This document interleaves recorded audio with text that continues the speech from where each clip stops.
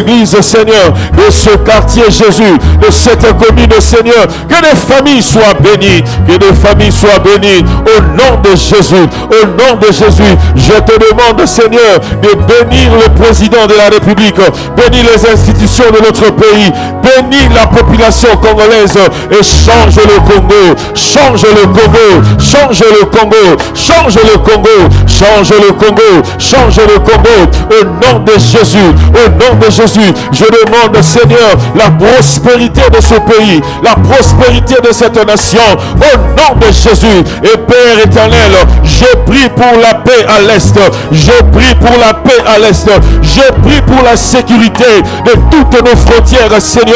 Je prie, ô éternel Dieu, que ceux qui commettent, Seigneur Dieu de grâce, l'ingérence dans ce pays, les troubles, les guerres dans ce pays, ô Dieu, que ces âmes soient converties, que ces cœurs soient changés, au nom de Jésus, au nom de Jésus. Ce matin, l'Église prie, Père, pour que de Koulouna te rencontre, pour que ceux, Seigneur Dieu de grâce, qui commettent des infractions, qui commettent des tueries, qui commettent, éternel Dieu, et produisent de l'insécurité, que ces hommes et ces femmes, Seigneur, deviennent des instruments pour ta gloire, des ambassadeurs pour ton évangile, au nom de Jésus, au nom de Jésus, au nom de Jésus. Je prie, Seigneur, pour la conversion des âmes, la conversion des âmes, la conversion des âmes. Éternel Dieu, viens le commencer dans nos familles. Nous avons certainement, Seigneur, des frères et sœurs qui sont dans la distraction, qui sont dans le monde, qui sont derrière la boisson, derrière, éternel Dieu Tout-Puissant, des pratiques, Jésus, que nous ne pouvons même pas appeler et rappeler devant ici.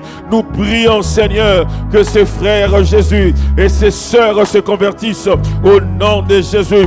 Au nom de Jésus, au nom de Jésus, au nom de Jésus, au nom de Jésus, au nom de Jésus, Seigneur, je prie ce matin pour la délivrance de vie, la délivrance de vie. Jésus, tu as paru afin de nous délivrer. Jésus, tu as paru afin, Seigneur Dieu de grâce, de nous affranchir. Je prie, Seigneur, que tu délivres les familles, délivre les familles, délivre les prisonniers, rends libres les prisonniers, rends libres les captifs, Seigneur, au nom de Jésus. Au nom de Jésus. Seigneur, nous bénissons le Congo. Nous bénissons la RDC. Que ce pays, éternel Dieu, devienne une fierté mondiale. Dans le nom de Jésus. Là où le Congo était sous-estimé, je prie, éternel Dieu, ce matin avec ton peuple, que le Congo voie et connaisse ses plus beaux jours, éternel Dieu. Dans le nom de Jésus. Que les ennemis de ce pays soient confus. Que ceux qui font la guerre à ce pays, oh Dieu, qu'ils soient confus au nom de Jésus. La Bible dit pendant les règnes de Salomon, Israël était en paix de tous côtés. Il y a ici plus que Salomon. Il y a ici plus qu'un président. Il y a ici plus que les institutions. Il y a ici plus que la démocratie. C'est le règne de Dieu, le trône de l'agneau. Père, nous appelons ta gloire dans ce pays. Bénis les serviteurs de Dieu. Bénis tes serviteurs, oh Dieu, qui en ce dimanche sont en train de prêcher l'évangile avec des pures motivations. Nous prions, Seigneur, que le réveil tant aspiré et attendu, que ce réveil puisse être produit au nom de Jésus. Au nom de Jésus. Que des cœurs de ceux qui n'arrivaient plus à persévérer, que ces cœurs rebroussent chemin, que ces cœurs reviennent, que ces vies reviennent, que ces âmes reviennent à toi. Et que tous ceux qui ont perdu la conscience de l'œuvre salvatrice de la croix, je demande ce matin que ton esprit leur rappelle l'ordre du jour. Oh Dieu, l'œuvre que tu as réalisée, afin que des vies et de cœurs, éternel Dieu, tournent encore le regard vers toi. Toi, Seigneur Dieu, l'auteur de l'espoir. Toi, l'auteur de famille. Toi, l'auteur de tous les territoires du monde. Toi, éternel Dieu, le maître Seigneur du ciel et de la terre. Nous te confions ce pays. Je te confie les églises du Congo. Je te confie toutes les corporations, Seigneur, qui travaillent dans cet État, dans cette nation. Je prie que le Congo soit un pays prospère et que le Congolais soit prospère. Que des familles au Congo soient prospères.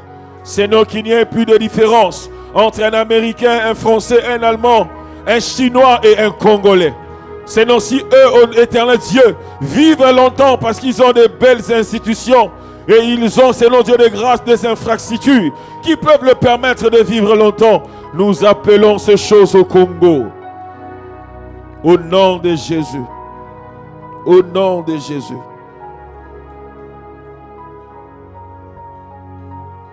Au nom de Jésus. Je demande, Seigneur, que tu fasses de nous des chrétiens persévérants. Des chrétiens qui n'abandonneront jamais. Des chrétiens qui ne vont point se relâcher. Tu as dit que nos progrès doivent être évidents. Yahweh, je prie pour que pendant cette saison de persévérance, que nos progrès deviennent évidents. Je détruis toute force et toute main qui travaille pour retenir quelqu'un dans une certaine captivité. Et éternel Dieu, de travailler pour faire parquer et carrer de vie. Je détruis ces choses au nom de Jésus.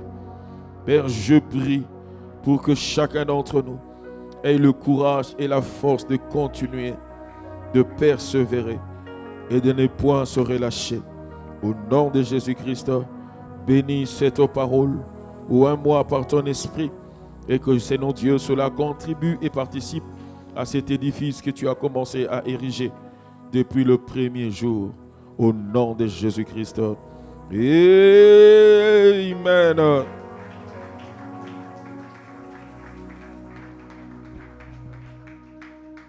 Alléluia. Alléluia. Quelqu'un est dans la joie d'être là ce matin?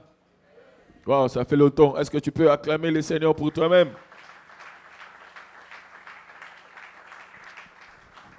Amen, amen, amen. Je suis dans la joie de nous retrouver encore une fois ce matin et je sais que Dieu va te bénir. Alléluia.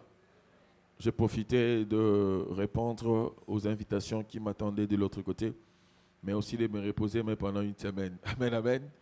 Et cela m'a fait du bien. Donc, j'ai suivi tous les cultes. Que Dieu bénisse tous les hommes de Dieu, toutes les personnes qui travaillent avec moi. Maman Noëlla, vraiment, que Dieu te bénisse, les pasteurs assistants. Que Dieu vous bénisse, les ouvriers, que Dieu vous bénisse. Quel culte! J'ai vu des cultes. Vraiment, c'était très bien. Amen, amen. Et vous voyez, quand vous sortez là où c'est mieux qu'ici, vous prenez les bonnes choses que vous voyez là-bas, vous les intégrez.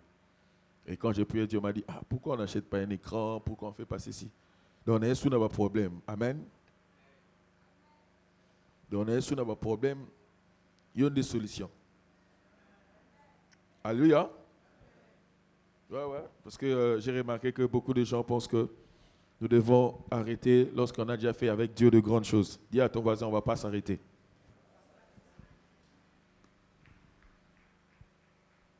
On va aller d'ailleurs plus loin. Et je pense que si Jésus nous donne la vie, ça serait possible. Amen, amen. Alors, j'ai l'impression comme si ici c'est fort, ici c'est pas fort. Donc, si on peut arranger, sinon j'aurais tendance à aller de ce côté. Tenons-nous debout, s'il vous plaît. Nous sommes dans Hébreux, chapitre 11. Nous allons lire les versets 8. Hébreux, chapitre 11, le verset 8. Ce matin, je vais parler de la persévérance, mais mon thème ou mon sous-thème, ce sont les qualités d'un persévérant, les caractéristiques d'un persévérant, ou soit les qualités d'un persévérant. Donc ça, c'est vraiment un thème, en fait, c'est un thème ou un message que Dieu m'a donné, c'est moi ici, vers 4 heures ici. Hein. Donc j'avais beaucoup de messages, je voulais parler sur les sorts de non-persévérants. Je vais donner ça parce qu'on va continuer sur ces thèmes. Mais là, je vais parler sur les qualités d'un persévérant. Hébreux chapitre 11, le verset 8. Est-ce qu'on peut le lire tous ensemble? 1, 2, 3. C'est par la foi qu'Abraham, lors de sa vocation, obéit et partit pour un lieu qu'il devait recevoir en héritage et qu'il partit sans savoir où il allait. Le verset 9. C'est par la foi qu'il vint s'établir dans la terre promise, comme dans une terre étrangère, habitant sous des tentes, ainsi qu'Isaac et Jacob, les co-héritiers de la même promesse. Genèse chapitre 3, le verset 16. Genèse chapitre 3, le verset 16. Il dit à la femme, j'augmenterai la souffrance de tes grossesses tu enfanteras avec douleur, et tes désirs se porteront vers ton mari, mais il dominera sur toi, acclamant la parole du Seigneur. Que Dieu me donne les mots qu'il faut et les phrases qu'il faut pour dire ce qu'il m'a demandé de nous dire. Vraiment, comme je viens de le dire, nous allons apporter notre pierre dans cet édifice que tous les hommes de Dieu ont déjà commencé à ériger. Et vraiment, je prie pour ceux qui ne viennent pas la semaine de pouvoir être là, parce que lorsque l'Église organise des longs moments de prière et d'enseignement, c'est parce que Dieu veut t'équiper, Dieu veut t'amener encore plus loin. Alors ce matin, je parle des qualités d'un persévérant, les qualités d'un persévérant. La première qualité d'un persévérant, c'est la foi. Alléluia. Parmi les qualités d'un persévérant, nous devons parler de la foi et nous devons trouver la foi. Regardez ce que la Bible parle dans Hébreux 11, le verset 8. C'est par la foi qu'Abraham, lors de sa vocation, obéit et partit pour un lieu qu'il devait recevoir en héritage, et qu'il partit sans savoir où il allait. La foi est parmi les qualités d'un persévérant. Lorsque quelqu'un dit qu'il est persévérant, il ne doit pas être persévérant oisivement. Il doit l'être en fonction de quelques priorités, de quelques bases. Et ce matin, nous allons parler de la première base, c'est la foi. Dis avec moi, la foi. Maintenant, écoutez, la foi d'Abraham, lorsque tu les lis dans Hébreux 11, le verset 8, la Bible parle de la foi d'Abraham comme une vocation. Alléluia. La Bible dit, c'est par la foi qu'Abraham, lors de sa vocation. Autrement, la foi d'Abraham n'avait pas seulement un côté, bien aimé, où nous connaissons de la foi, mais la foi d'Abraham a développé des choses, a développé sa nature, a développé même sa forme et son fond, de telle enseigne que la foi d'Abraham, la Bible qualifie cela d'une vocation. Autrement, Abraham, sa foi, elle n'était pas ordinaire. La foi d'Abraham était devenue une vocation. La première qualité d'un persévérant, il est un homme de foi, il est une femme de foi et sa foi est une vocation. Alléluia. Et en faisant des recherches sur ce mot vocation, bien aimé, j'ai aimé ce que le grec m'ont dit. Le mot vocation en grec, c'est kaleo. Et kaleo veut dire un appel à haute voix. Alléluia. La première définition de ce mot vocation, bien aimé, qui est la qualification de la foi d'Abraham, la Bible déclare que c'était un kaléo. Ça veut dire Abraham avait une foi qui ressemblait à un kaléo. Et un kaléo, c'est une voix forte, bien aimé, que toi seul as entendu. Alléluia. Lorsque on dit que cette foi d'Abraham était une vocation, ça veut dire la foi d'Abraham était une voix qu'il avait entendue. Et ce n'était pas une simple voix, c'était une voix haute. Alléluia. Voilà pourquoi même lorsque il ne savait pas là où il devait aller, même lorsque il n'avait pas encore vu son héritage, mais la foi d'Abraham était certifiée que j'arriverai à avoir l'héritage.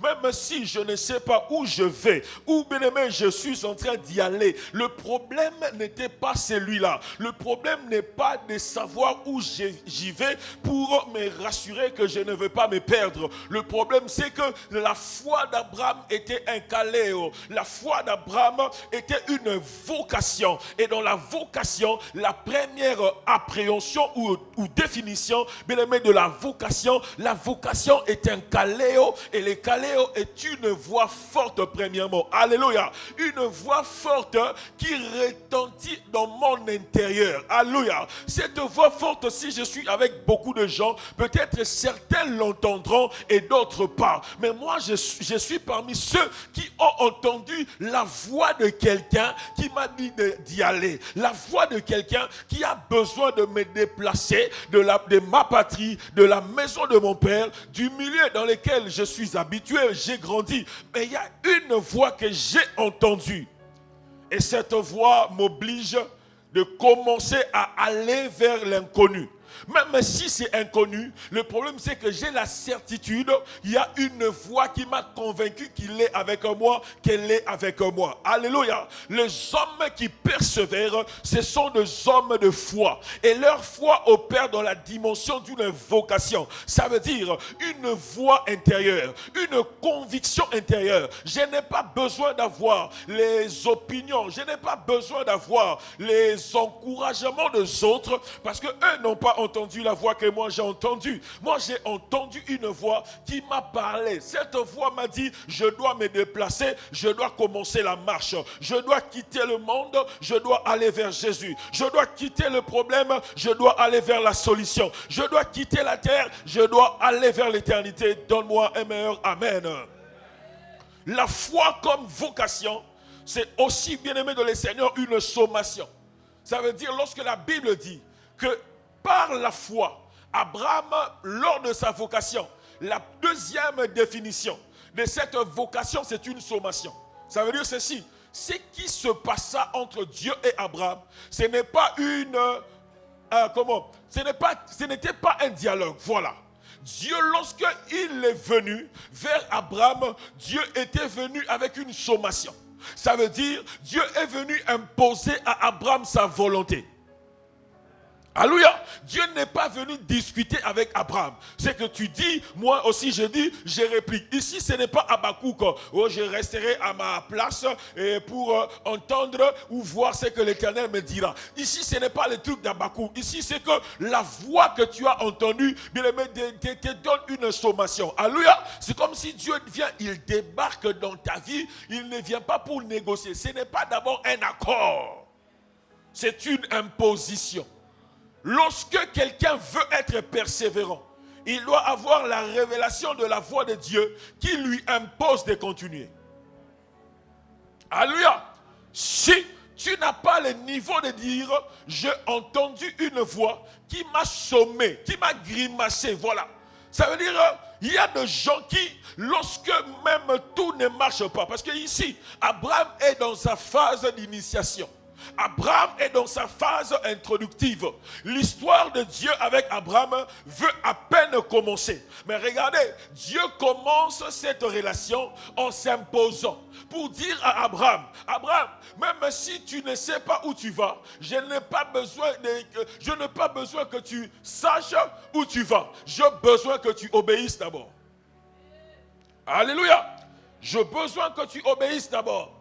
J'ai besoin que tu croies d'abord. Et Dieu m'a envoyé ce matin pour dire à des personnes qui aiment trop se justifier, qui aiment trop se donner des prétextes, qui aiment trop vouloir toujours savoir le pourquoi, le comment et le but, les raisons, les objectifs. Regarde, la foi comme une vocation, elle n'a pas d'abord besoin d'avoir des assurances de là où je suis et de là où je suis en train d'aller. Non, le problème n'est pas celui-là. Le problème c'est que la voix que tu entends, elle vient s'imposer. Elle ne vient pas t'amadouiller. Elle ne vient pas commencer une discussion. Ce n'est pas une négociation. Toi tu dis, je réplique. Toi tu dis, non, ce n'est pas ça. C'est une imposition. Et si tu veux être persévérant, tu dois savoir des choses que Dieu t'impose. Ce n'est pas à négocier. Ce sont des impositions. Ça veut dire Dieu vient, il te dit, toi, tu quittes, toi, tu laisses, toi, tu arrêtes et suis-moi. Oh, mais Jésus opérait aussi dans les Caléos. La plupart des disciples, ils les avaient vus, l'appel que Jésus leur avait fait comme des impositions. Alléluia. Voilà pourquoi certains étaient des banquiers, d'autres étaient des collecteurs d'impôts, d'autres étaient des grands pécheurs. Mais lorsque cette voix a commencé à leur appeler, ils ont dit non, même si je faisais tout, je dois laisser pour suivre le maître. C'est ce qui s'est passé avec Abraham. Des hommes et des femmes qui persévèrent, ce sont des hommes qui ont entendu la grimace de Dieu, la menace de Dieu, l'imposition de Dieu. Si tu n'as pas ce niveau, bien aimé, lorsque la vie va vouloir imposer ces choses dans ta vie, tu vas vite abandonner. Alléluia, tu vas vite abandonner. Voilà pourquoi la première définition de Caléo, c'est d'abord une voix qui s'impose. Alléluia. C'est d'abord une voix qui s'impose. Et lorsque cette voix s'impose, cette voix te grimace aussi. Moi, je me souviendrai toujours de la nuit où j'étais converti. La personne qui m'était apparue à mes côtés, tout ce qu'elle me disait, elle ne me donnait même pas la porte ou la fenêtre pour échanger. Toi, tu laisses le monde, tu laisses la musique, tu laisses les femmes, tu laisses l'orgueil, tu abandonnes. C'est pas que tu négocies, il s'impose. Alléluia. La foi devient une vocation lorsque la volonté de Dieu s'impose dans ta vie. Alléluia. Ce n'est pas que tu négocies. Oh, d'abord, je dois aller ensevelir mes parents. Je dois aller d'abord faire des choses pour ma famille et je veux te suivre. Ce n'est pas ça le royaume. Le royaume vient de manière à s'imposer parce que tu dois répondre à la vocation divine. Et caler aussi veut dire, bien-aimé, une fonction précise et une fonction qui est claire. Lorsque la Bible dit que Abraham, lors de sa vocation, c'est par la foi qu'Abraham, lors de sa vocation, troisièmement, cette vocation représente une fonction précise. Ça veut dire une tâche précise, une mission précise. Ici, c'est la correction de tout ce qui est incertitude. Regardez ce que Dieu fait. Il sait qu'il t'emmène là où toi tu ne sais pas, mais il te demande de faire confiance à la mission. Alléluia. Il sait que tu ne sais pas là où tu es en train d'y aller, mais il s'impose, mais il va lui-même aussi s'organiser pour rendre précis ce qui est imprécis, pour corriger ce qui doit être corrigé, pour préciser ce qui est imprécis. Je prie au nom de Jésus, lors de ta vocation, que Dieu vienne ajouter les imprécisions, que Dieu vienne, alléluia, corriger ce que toi tu ne comprends pas, que Dieu vienne t'expliquer les choses au début que tu n'avais pas comprises, mais tu as obéi. Mais en marchant et en persévérant, en avançant, Dieu lui-même se verra et se donnera les devoirs de pouvoir rendre précis ce qui est imprécis. Alléluia. Bien que tu ne sais pas là où tu vas, mais la fonction, elle est précise. Alléluia. La mission, elle est précise. Ce n'est pas l'incertitude de l'endroit où Abraham est en train d'aller qui doit empêcher Dieu de préciser des choses qu'il est censé préciser. Non. D'ailleurs, parce que toi, tu obéis à une voix qui s'est imposée, c'est à cette voix-là aussi de préciser les imprécis. Alléluia. Lorsque tu es quelqu'un de persévérant, tu vas remarquer, tu peux commencer au début comme ignorant. Tu peux commencer la foi là comme quelqu'un qui ne sait même pas. Je commence ici, je ne sais même pas où je vais y aller. Mais regarde, plus tu vas continuer, plus tu vas persévérer, plus aussi la lumière va commencer à être manifeste. Alléluia. Regardez ces mots. Tu vas dire, les Yédis, les Gustave, la Noëlla de 2020, ils ne sont pas les mêmes de 2026, n'est-ce pas? Il y a de nouvelles connaissances, de nouvelles révélations, de nouveaux bagages, n'est-ce pas? Tu vas remarquer, avec Dieu, plus tu grandis, plus tu persévères, plus aussi les voiles tombent, plus les écailles tombent et les choses deviennent davantage éclairées, les choses deviennent davantage précises. Je prie au nom de Jésus qu'à ta persévérance soit liée des précisions divines. Est-ce que je parle à quelqu'un ce matin? Il y a des gens ce matin, il y a des gens dans cette année, il y a des gens dans ce mois qui doivent quitter les tâtonnements. Alléluia. Lorsque tu entres dans une foi vocationnelle, les tâtonnements à un certain moment doivent tomber. Je dis ceci, la confusion doit tomber. Pourquoi? Parce que ce n'est pas toi qui conduis Dieu, c'est Dieu qui te conduit. Et si c'est Dieu qui te conduit, lui, sachant que tu ne sais pas là où tu vas, il va lui-même te prendre par sa main, c'est lui qui va te conduire parce qu'il doit t'aider à être précis et à savoir pourquoi est-ce qu'il t'a appelé à quitter ta patrie, la maison de ton père et la maison de ta mère, et il t'a demandé d'y aller. Alléluia. La force d'Abraham, c'était, il s'est lancé dans une voie d'imprécision, mais Dieu était obligé lui-même de préciser ces choses.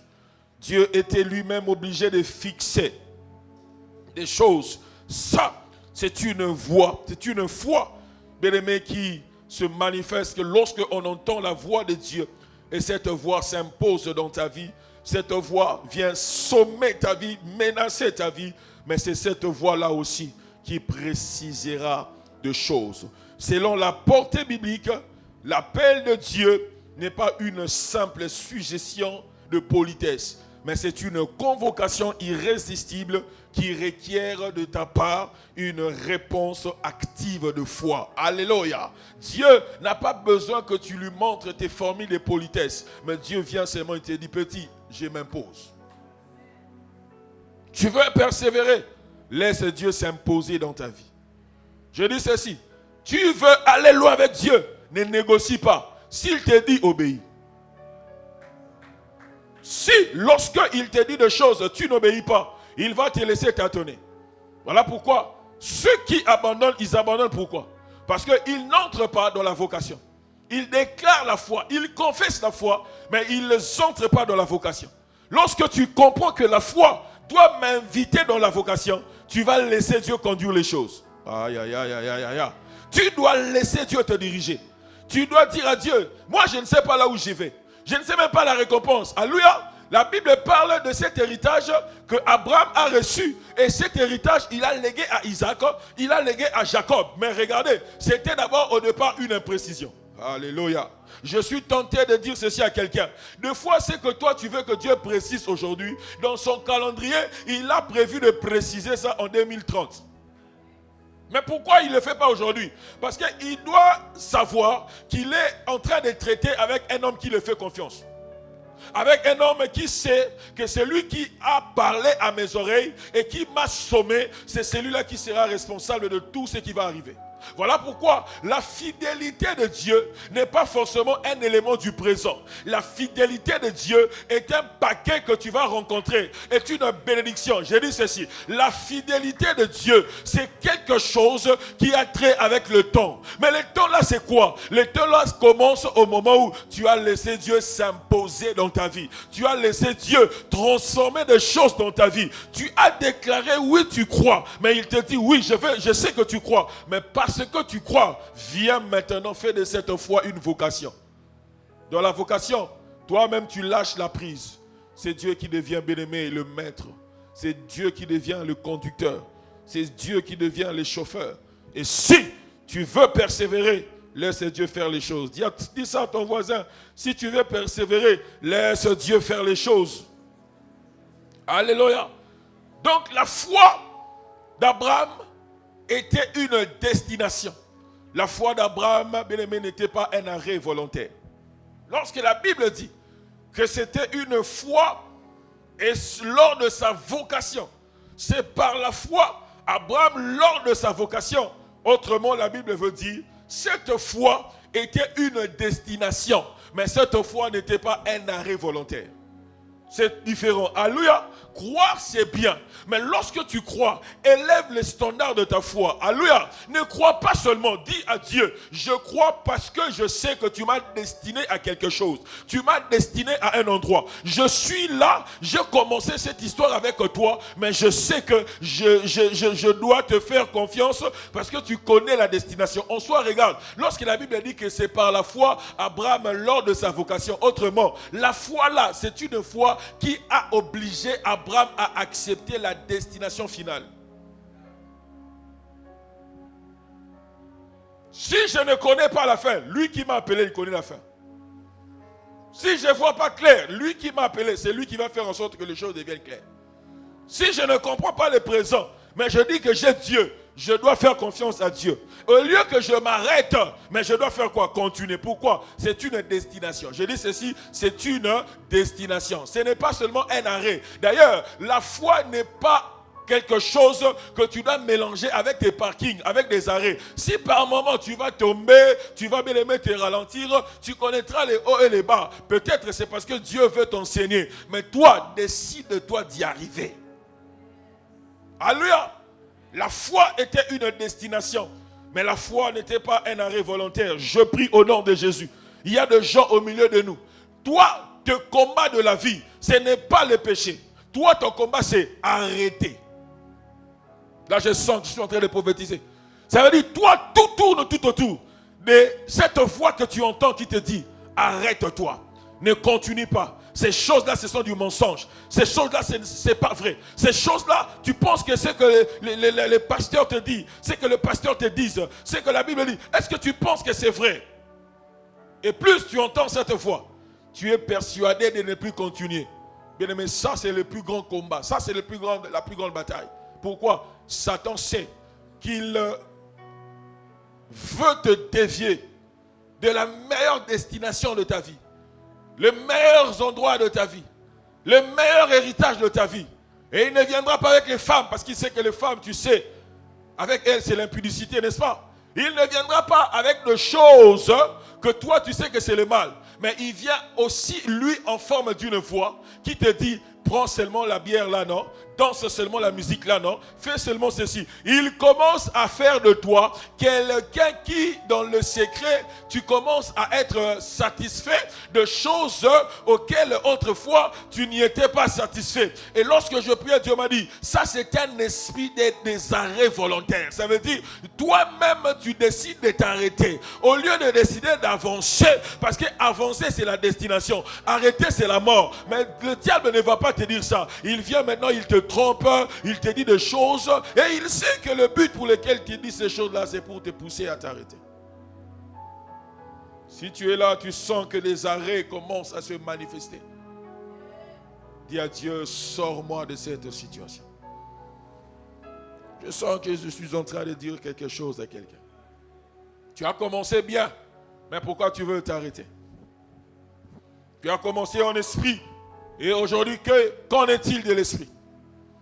Tu as commencé dans la prière. Aujourd'hui, qu'en est-il de la prière? Tu as commencé dans la sanctification. Aujourd'hui, qu'en est-il de la sanctification? Tu as commencé dans la méditation de la parole de Dieu. Aujourd'hui, qu'en est-il? Tu as commencé dans l'amour. Toi, tu aimais Dieu. Toi, tu donnais même à l'église. Toi, tu faisais des offrandes. Toi, tu servais Dieu avec crainte et tremblement. Mais plus tu avances, au lieu de se rassurer de la destination, tu commences à être convaincu des arrêts, des arrêts. Et même lorsque tu fermes les yeux, tu t'intériorises, tu t'introspectes. Tout ce qui monte dans ton esprit et dans ton imagination, ce sont des parkings, ce sont des arrêts. Dieu m'a dit de te dire, le diable s'est infiltré. Et il veut te pousser à lâcher. Ne lâche pas, persévère. Alléluia. Lorsque la foi entre dans une vie, la foi c'est comme une clé de contact. Avec la clé de contact, on fait quoi? On fait quoi? As-tu déjà vu une voiture qui veut arriver ici même à Sosimat? Et cette voiture, on la démarre. Elle démarre, mais elle n'avance pas. Mais toi qui es dedans, tu dis que j'arriverai. Tu fais ça? Qu'est-ce que tu fais après avoir démarré? Tu fais quoi? Tu accélères, n'est-ce pas? Regarde, bien-aimé, la foi est une clé qui te permet de démarrer. Mais lorsque tu obéis, lorsque tu fais de cette foi une vocation, c'est Dieu qui accélère maintenant. C'est Dieu qui appuie l'accélération. Regarde dans une voiture, il y a l'accélérateur, il y a aussi le. Maintenant regarde, lorsque tu commences à t'arrêter, tu vas appuyer quoi? Appuyer quoi? Alors pose-toi ce matin la question. Tu es en mode accélération ou soit tu es en mode frein? Si tu n'es pas en mode accélération, c'est que sans toi, quelqu'un a appuyé le frein de ta vie. Sans toi, il y a des réalités qui commencent à appuyer des freins, des freins. Tu chantais ici, on sentait la gloire de Dieu. Mais quand tu chantes, il n'y a plus la gloire, c'est qu'il y a un frein quelque part. Il y a des choses que tu condamnais, mais aujourd'hui tu n'arrives plus à le condamner. Pas parce que seulement tu es dans les choses, mais parce qu'il y a déjà un frein qui commence à être appuyé parce qu'on veut te faire rentrer dedans. Je prie que cette dimension du caléo devienne la vie de quelqu'un ce matin. Sois vocationnel dans ta foi. Est-ce que je peux le répéter? Je dis sois vocationnel dans ta foi. Même si je n'ai pas de preuve qu'un héritage existe, je n'ai pas besoin de ça. Ce que je sais, ma foi est une destination. Ma foi n'est pas un parking. Ma foi n'est pas un garage. Ma foi n'a pas d'arrêt. L'arrêt et le terminus, c'est la destination finale. Je dis, c'est la destination finale. C'est la destination finale. Alléluia.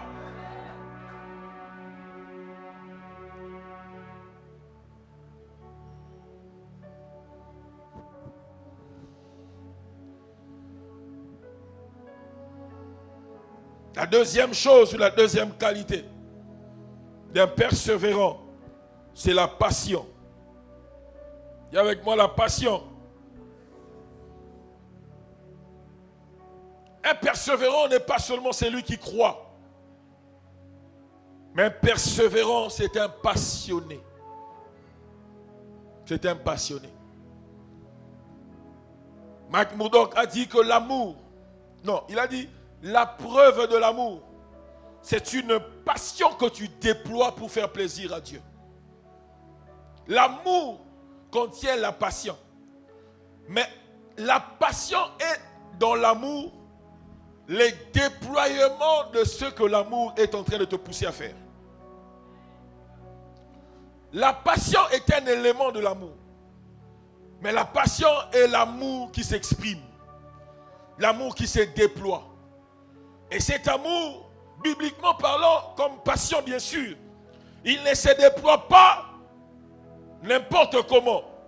Oui, dans Genèse chapitre 3, le verset 16, on nous montre comment est-ce que cette passion est censée se déployer. Regardez, Genèse 3, le verset 16, la Bible dit, il dit à la femme, j'augmenterai la souffrance de tes grossesses, tu enfanteras avec douleur, et tes désirs, tes passions dans certaines versions, se porteront vers ton mari, mais il dominera sur toi.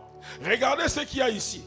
Avant que les passions ou la passion de la femme se porte vers le mari, la Bible dit ceci, il y a les souffrances qui doivent augmenter. Dieu a commencé, entre guillemets, le jugement de la femme en lui disant, je ne te demande pas d'abord d'aller vers ton mari parce que tes désirs doivent se porter sur lui. Dieu dit à la femme, je vais d'abord faire augmenter tes souffrances. Plus j'augmente tes souffrances, plus aussi toi tu dois être consciente que tes désirs doivent se porter vers ton mari. Et la révélation que Dieu m'a toujours donnée dans ce passage est la suivante. Dieu ne fait rien au hasard. Alléluia. Est-ce que tu sais, c'est dans les désirs ou dans la passion de la femme que la solution ou la rédemption de cette femme était cachée? Alléluia. Regardez, lorsque Dieu lui dit, j'augmenterai tes souffrances, là si tu t'arrêtes là, tu vas dire que Dieu est méchant, n'est-ce pas? Oh, n'est-ce pas? Si Dieu parle de souffrance sans passion, c'est que Dieu te punit sévèrement. Mais si tu entends la voix de Dieu, te parler des épreuves, des souffrances, des choses auxquelles peut-être humainement tu ne peux supporter, regarde l'autre fenêtre. Regarde l'autre issue. Regarde l'autre facette là. Alléluia. Dieu n'est pas seulement celui qui prévoit les souffrances. Dieu a aussi prévu la passion. Oh. Si Dieu avait tué dans cette femme les désirs, la femme n'allait pas être sauvée. Cette femme n'allait pas lui donner Jésus. La porte là où la Bible dit, j'augmenterai tes souffrances, mais tes désirs se porteront. C'est là le salut de cette femme. Autrement, dans les souffrances que Dieu a infligées à la femme, dans ces souffrances, Dieu est venu empaqueter des plaisirs et le diable ne savait pas. Le diable a entendu la souffrance, mais le diable ne savait pas que Dieu n'avait pas tué les désirs de la femme vers son mari. Parce que dans les plans de Dieu, dans la prophétie, c'est dans cet élément désir, passion, que se cachait Jésus. Jésus était là. J'ai dit ceci. Dans les désirs là, Jésus était là. Dans les souffrances, Jésus n'est pas là. Dans les souffrances, la femme va endurer, la femme va souffrir. Mais dans les désirs, j'ai dit, Jésus était là. Qu'est-ce que je veux te dire par rapport à ça? Dieu m'a dit ceci. Les hommes persévérants, ce sont des hommes passionnés. De telle enseigne que les passions que ces hommes, ces femmes ont de leur Dieu, même si les souffrances augmentent, les souffrances ne peuvent annuler leur plaisir, leur désir, leur capacité d'aller côtoyer, bien aimé, leur véritable mari. Autrement, la femme, même si elle sait qu'en allant accoucher, la femme sait qu'elle souffre. N'est-ce pas? Toute femme qui a donné vie, elle sait que le moment d'aller enfanter, ce ne sont pas des moments bien aimés de joie. Aucune femme qui part accoucher, elle appelle son mari. Hé chérie, je suis parti accoucher. Attends-moi, j'arrive. Bien aimé, nous avions nous autres là assisté à ça. C'est le moment où tu sens que ta femme a plus besoin de toi. Pourquoi? Les souffrances qui sont liées à l'enfantement. Seules les femmes, bien aimées, peuvent aussi nous expliquer comment ces choses-là se passent. Et médicalement, il est même prouvé. Si on prend seulement cette souffrance-là, on donne à un homme automatiquement, moi là je vais mourir. Si on prend seulement un enfant, on met dans ton ventre et on te dit va accoucher, on t'a tué sans qu'on te dise qu'on t'a tué. Mais regardez la méthode et la sagesse de Dieu. Dieu n'a pas seulement prévu les souffrances de la femme. Dieu a aussi prévu la passion de cette femme-là. Et Dieu dit, cette passion et ces désirs se porteront vers ton mari. Tu sais pourquoi? Parce qu'en soi, Dieu sait. La femme, même si elle va aller souffrir en enfantant ou en accouchant, cette femme-là, après l'accouchement, elle va encore solliciter son mari. Autrement, les désirs sont plus que les souffrances. La passion est plus que la souffrance. Les persévérants, ce sont des gens qui dans leur mentalité, dans leur mindset, ont décidé d'être passionnés de Dieu. Même si dans le corps il y a la souffrance, même si la vie elle est difficile. Mais le fait qu'ils sont conscients de cette passion, ils n'aiment pas Dieu à cause des belles choses que Dieu leur a données. Ils aiment Dieu parce que ce sont des passionnés de Dieu. Si tu regardes la passion qu'il déploie, toi, tu vas dire que ce monsieur est bien, il a que la joie, il ne souffre pas. Mais s'il te prête sa vie, tu vas dire, mais comment tu fais? Avec ce nombre de souffrances et cette passion, comment tu arrives à mélanger souffrance et patience? Souffrance et passion. Souffrance et joie. Souffrance et l'œuvre de Dieu. Souffrance et la persévérance. C'est parce que je suis un passionné de Dieu. Moi, je n'aime pas Dieu comme tout le monde. Moi, je déploie l'amour que j'ai pour Dieu. Même lorsque je souffre dans le corps, j'ai quelqu'un sur qui montrer ma passion. J'ai quelqu'un sur qui déployer bien aimé ma passion. Voilà pourquoi le mari est là. Et il est objet de joie de la femme. Mais les souffrances qui augmentent tout le jour sont aussi là. J'ai dit ceci. Les souffrances seront là. Mais va du côté passion. Les manques seront là. Mais toi continue avec ta passion. Que les souffrances n'annulent pas tes passions. Aïe, aïe, aïe, aïe. Lorsque d'ailleurs tu sens que les souffrances augmentent, n'oublie pas qu'elles n'augmentent pas seules. Elles augmentent aussi avec les désirs qui doivent se porter vers quelqu'un d'autre. Oh, est-ce que je parle à quelqu'un? Si tu veux persévérer dans ce siècle-ci, regarde la facette de la passion. Si le diable t'oblige seulement à regarder d'un seul côté, mais tu vas lâcher. Tu vas lâcher. Il y a des hommes de Dieu qui aujourd'hui prêchent avec des AVC. Il y a des hommes de Dieu qui aujourd'hui prêchent avec des maladies dans le corps. Ici même dans ce pays, on a des albinos qui servent Dieu. On a même des manchots qui servent Dieu. Ça veut dire des gens qui n'ont pas un état physique adapté à l'œuvre de Dieu. Mais ces gens-là chantent pour Dieu. Ils servent Dieu. Et toi qui es fort, toi qui as tout, toi qui as ta mobilité, comment est-ce que pour de si petites choses, tu décides de t'arrêter? Ça, tu regardes les souffrances. Tu es en manque de passion. Si tu regardes les passions, tu vas dire aux souffrances, soyez là, moi je vais aimer Dieu. Soyez là, moi je vais servir Dieu. Soyez là, moi je vais donner à Dieu. Soyez là. Hey, souffrance, Zalaka Kawana, comme disent les Congolais. Moi je vais avancer. Alors pourquoi je chantais le soir, je décide de ne plus reculer. Je suis venu déclarer.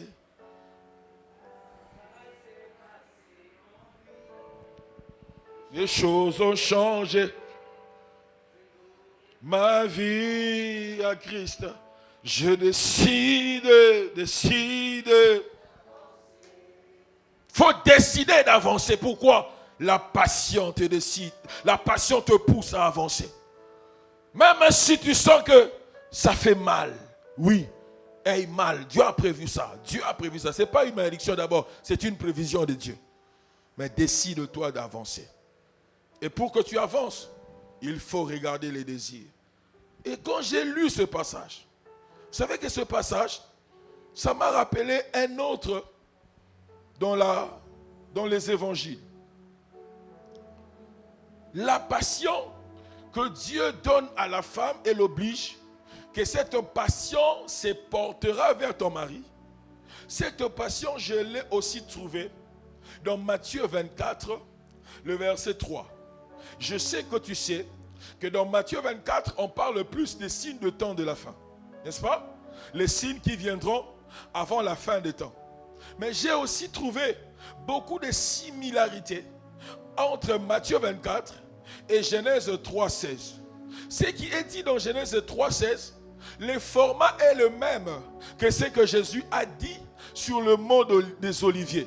Matthieu 24, le verset 3, il s'assit sur la montagne des Oliviers et les disciples vinrent en particulier lui faire cette question. Dis-nous, quand cela arrivera-t-il et quel sera le signe de ton avènement et de la fin du monde? Jésus leur répondit, prenez garde que personne ne vous séduise. Ça veut dire, dans les temps de la fin, Satan lâchera les souffrances. Satan ne parlera pas que aux élus, aux appelés dans le langage de la souffrance. Satan, il sait dans certaines situations, il y a des gens qui comprendront que les souffrances ne vont plus jamais leur imposer de se séparer de Dieu. Regardez maintenant ce que Jésus utilise pour expliquer aux disciples les choses qui accompagneront la fin de temps ou les signes de la fin de temps. Jésus dit ceci, prenez garde que personne ne vous séduise. Autrement, prenez garde que personne vienne intenter, toucher à votre passion. Parce que dans les temps de la fin, l'une des choses que le diable utilisera aussi, c'est la passion. C'est la séduction. Ça veut dire provoquer en toi un amour de choses que toi tu ne peux pas voir. Ça veut dire Dieu utilise la passion. Satan aussi dans les temps de la fin, il va utiliser la passion. Pourquoi? Il sait qu'il y a des gens, ça ne sera ni la mort, ni les souffrances, ni les choses là qui les sépareront de Dieu. Comment est-ce qu'il va opérer? Il va opérer dans le domaine de la séduction. Et la séduction, c'est quoi? La séduction, c'est de te pousser à déployer ton amour et ta passion sur les choses qui n'ont rien à voir avec ton salut. Ce que j'aime avec notre Dieu, il nous donne déjà les médicaments avant la maladie. Jésus leur dit, prenez garde que personne ne vous séduise, car plusieurs viendront sous mon nom disant, c'est moi qui suis le Christ. Ils le séduiront beaucoup de gens. Ça veut dire, l'une des maladies du temps de la fin, ça va se jouer dans les domaines ou dans le terrain de la passion. Ceux qui vont venir vous séduire, le but pour lequel ils vous séduiront, c'est parce qu'ils auront besoin de vous détourner de vraies motivations de votre passion, de vrais objectifs de votre passion. Ils vont vous dire, au lieu d'aimer Dieu, aimer ce que Dieu n'aime pas. C'est toujours la passion. Mais ils ont changé l'objectif. Dieu dit, cela doit se porter sur ton mari. Mais ceux qui viendront au temps de la fin, ils vont vous dire, au lieu que cela se porte vers ton mari, tu dois faire en sorte que cela se porte vers tous les maris du monde, vers toutes les choses de la terre. Et Jésus dit, prenez garde car plusieurs viendront. Ils feront quoi? Ils vous séduiront. Autrement, tu dois maintenant cerner, est-ce que la passion que j'ai, c'est celle qui me fait toujours tourner vers mon mari? Ça veut dire vers le pou, qui est Christ. Si tu as une passion vers autre chose qui n'est pas Jésus, mais ça c'est une séduction. Ça, c'est une séduction. Et le diable, il sait pourquoi il te séduit. Parce que dans des choses où tu as déjà été clairement averti, là tu ne dois pas, tu ne les fais plus. Mais il va s'immiscer, il va entrer maintenant dans ta passion. Là où toi tu dis là tu aimes Dieu, Satan va venir là. C'est là qu'il va te tenter. Voilà pourquoi pour certains, il vous tente déjà dans les goûts des choses que vous aimez. Toi tu aimes les femmes blanches. Il commence maintenant à t'envoyer que des belles filles de teint clair. Là, il entre dans la passion. toi, il ne te tente plus avec des genres de choses que tu n'aimes pas. Il sait qu'il ne va pas t'avoir. Et quand tu remarques que Satan est entré dans des choses que j'aime, dis à Dieu, Seigneur, ici c'est la tentation, ça c'est la séduction. Il connaît les couleurs des vêtements que tu aimes. Et c'est maintenant l'autre là qui porte ça. Tu aimes que ton mari s'habille en bleu. Et le directeur aussi de ton travail, il aime maintenant mettre des costards bleus avec des chemises toutes blanches là, avec une cravate rouge. Et c'est lui qui vient te dire, on peut seulement aller, ton mari ne sera pas. Ça, c'est déjà la séduction. Il entre dans la passion. J'ai dit ceci, il a quitté les choses que tu n'aimes pas. Il est maintenant entré dans des choses que tu aimes. Et dit, ça c'est un signe de la fin des temps. Ça c'est une séduction. La passion dont moi je parle ici, c'est celle qui te fait tourner vers l'époux. Ça dit c'est seul Jésus, rien que Jésus. Si ce n'est pas Jésus, je ne suis pas dedans. Oh, je sais de quoi je parle. Hein. Ouais, surtout là, oh non, je voyage. Tu vois, tu pars où? Oh, je pars là-bas. Bien-aimé, tu vas voir des visages. Tu dis, hé, ma femme, elle n'est pas là. Kapinga n'est pas là. Kapingaise n'est pas là. Banga sigo nzambe. Kwa viete. Omoni oleki pe obeti libakute. Ya sate, yo na nzambe.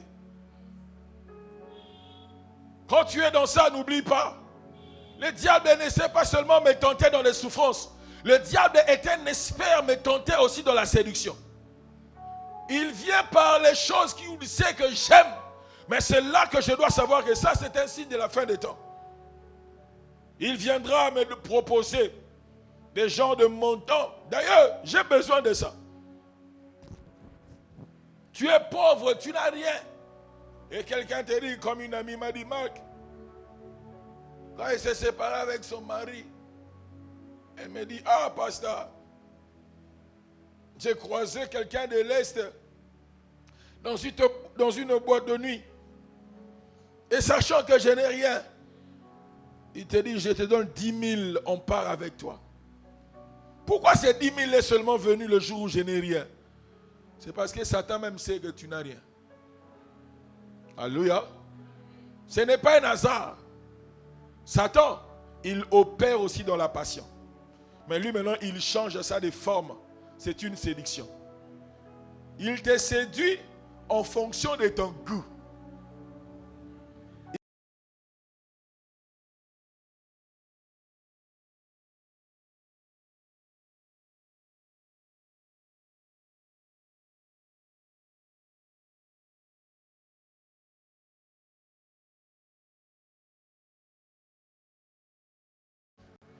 Sois un passionné de Dieu.